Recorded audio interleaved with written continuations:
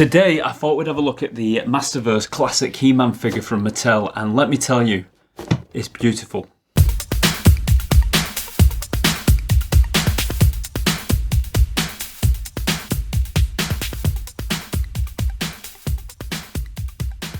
Back in the 80s and early 90s when I was a kid, I used to rush home from school just to catch He-Man and the Masters of the Universe on TV. It was probably one of my favourite cartoons at the time, and it's always held such a special place in my heart. And when I was a kid, I had so many of these figures from that range. Now, I will admit, this is a reissue. This is from Super 7.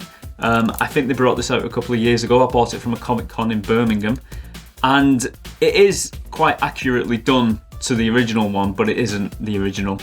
My original one, his legs broke off and I threw it in the bin. But this is the best I could get. If you want to buy one of these carded now, it is quite an expensive hobby. I'm just quite happy looking at it and remembering what it was like to play with one of these at the time. But the Battle Cat is actually the original one from the 80s. The original one that I had as a child. The one I played with, putting He-Man on top and having some great adventures. Now, I also remember that when I opened these figures as a child, you got a little comic book inside as well, telling the story of He-Man, just bringing you up to speed on what the figures were all about. And then I think eventually you got the cartoon as well. It'll be interesting to see whether there's a comic book inside this box. I don't think there is, but we'll find out in a minute when I crack it open. Now, like I said, I had many of these figures, the He-Man figures, but what I really wanted was Castle Grayskull. And I remember my mother said she'd get it me for Christmas. Come Christmas morning, there was a big box under the tree. I was very excited. I thought, what else can this be? It's got to be Castle Grayskull. So I rip it open, I open it up, and it's Mumra's Castle from Thundercats. I enjoyed that toy a lot, but it wasn't Castle Grayskull. And to this day, it still stings. So let's move on to the actual figure. This is the classic line. Mattel release one of these every now and again, and every single time I fail to pick one up, and every time I go over to the internet and get myself one, they always seem to be astronomical in price. But this time I made sure I was one of the first in line to get hold of it. I actually ordered it off Amazon and they told me it would come in a month or two, and it actually came about 3 days later, which I was very made up about. Now, the first thing I noticed about this is how attractive the packaging is. I'm not a mint in box collector, as you can see, but there is something about this packaging. It's beautiful, and I was tempted to keep it in its packaging.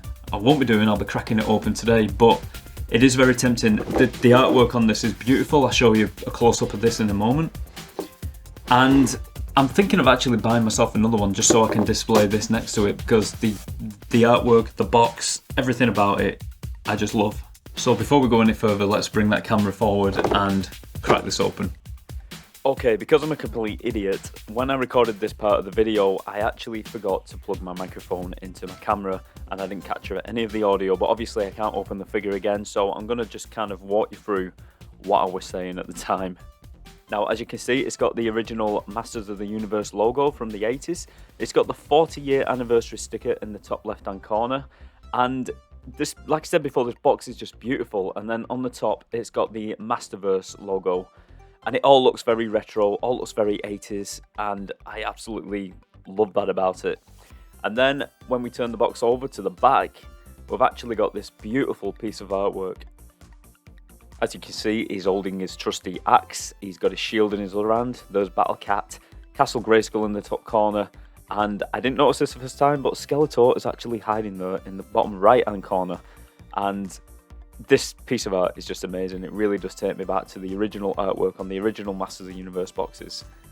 Really, really top quality. I would like to have this framed actually. It's really, really nice. Okay, this is a part where I open up the box, which was really painful to do. I don't know if I mentioned yet, but I like the packaging on this box. I am going to get myself another one to display next to the open one. But here we go, I'm opening it up, and the first thing I can tell you is there is actually no mini comic book inside, which is a shame, but I'm not overly upset about it. But it would have been a nice inclusion. As you can see, as we get the figure out, it is very reminiscent of the original 1980s figure, which is what they were going for. I like how the sword and the axe are just as they were on the 1980s figure. They're not very well detailed, paint-wise that is. They're just a bland grey colour, and that's how they were on the old figure. And I kind of like that they've done that on the newer figure as well. back in the 80s, a lot of the weapons that came with the figures didn't really have much of a paint job, but they were quite well detailed when you held them close. A little bit like the Ninja Turtles weapons, they were quite well detailed, but they didn't have a paint job, they were all brown plastic.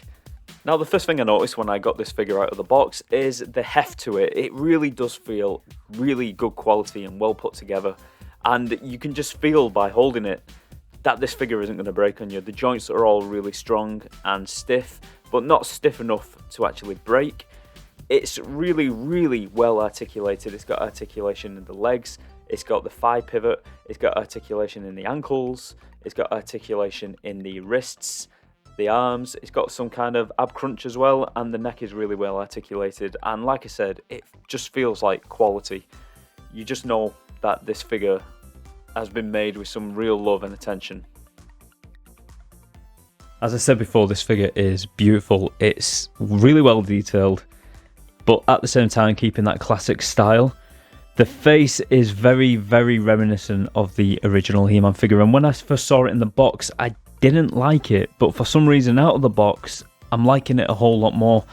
I've fallen in love with it. I absolutely think it's great. I think the face sculpt on this is absolutely perfect. And if you look at the original figure, you can kind of see what they were going for there.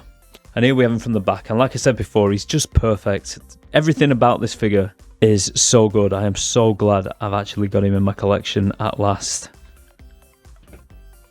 So before I end this video, I'm going to try my hand at getting some artistic shots in. Thanks for watching, guys, and I'll see you next time.